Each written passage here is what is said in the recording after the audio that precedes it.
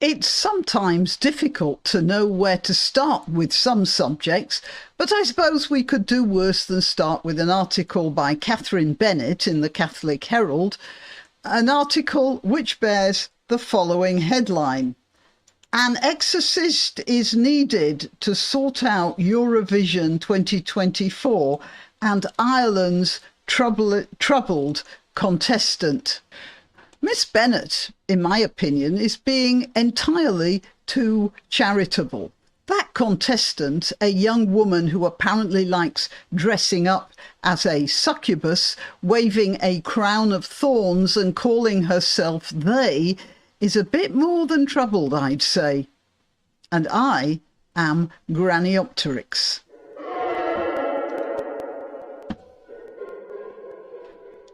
We might start with that crown of thorns, actually, because it does say a lot. A publication called Evoke calls it a crown of nails. Just a minute, let's see where they have it here. Oh, here we are.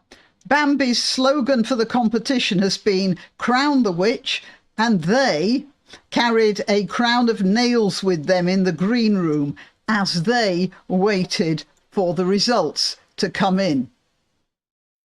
It's not a crown of nails. I don't know whether Evoke didn't realise it or just thought they didn't want to irritate people, but it's a crown of thorns and a Christian symbol of the deepest significance, referring to the suffering of Christ.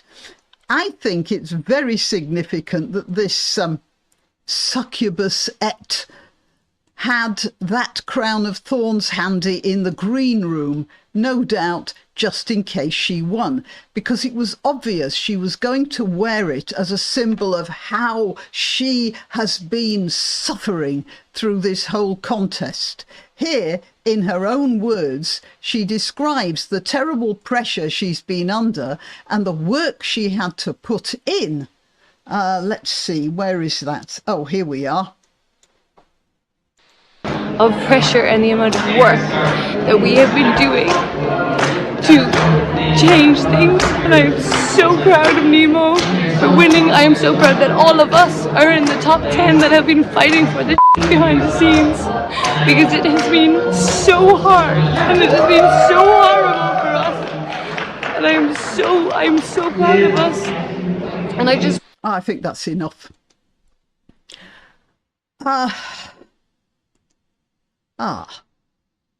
Bless. No mention of the sort of horrendous pressure under which the Israeli contestant was working, was there?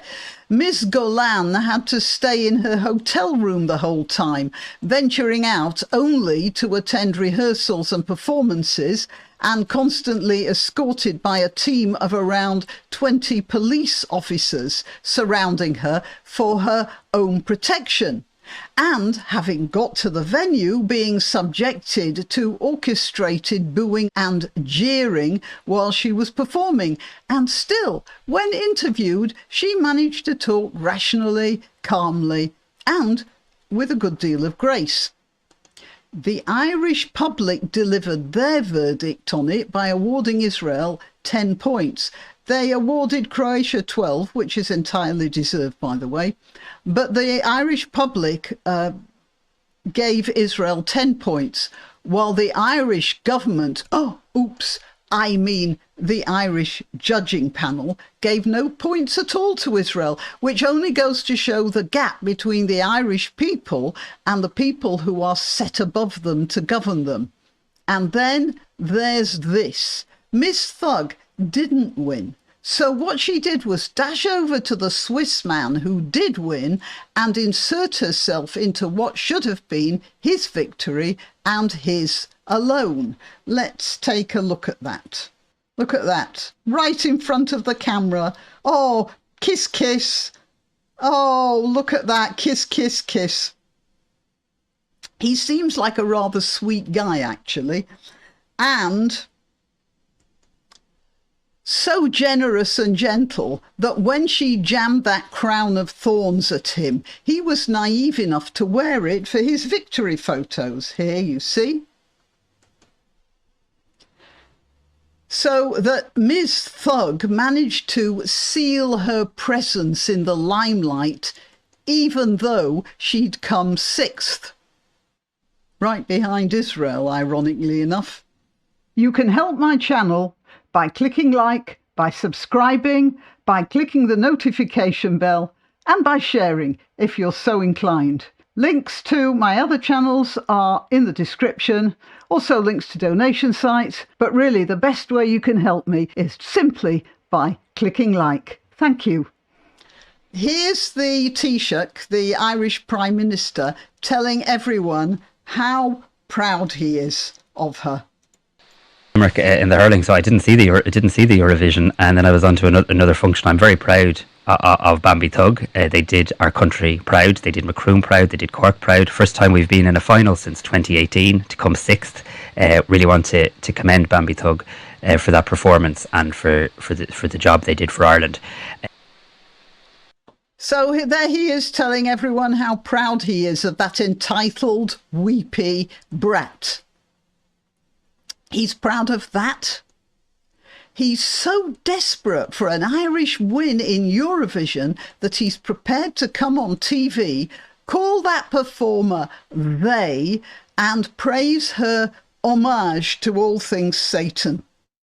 To paraphrase a famous Catholic from English history, why, Simon, it profits a man nothing to give his soul for the whole world. But for Eurovision, ho-hum. Anyway, does he really believe that coming sixth in Eurovision will take the Irish population's mind off the dreadful social upheaval going on in their country right now, or your country if you happen to be Irish and are watching this? Perhaps he does believe that that win will take your mind off such things. I don't. And that's all I have to say on the subject. Till next time. Why not treat yourself or a favoured relative or friend to these magnificent examples of merch? The mugs and t-shirts come in the granniopteryx design or Granbo with a firearm or the more deadly knitting needles. Go to www.granniopteryx.com and whatever platform you're watching this on, please click like, subscribe and share.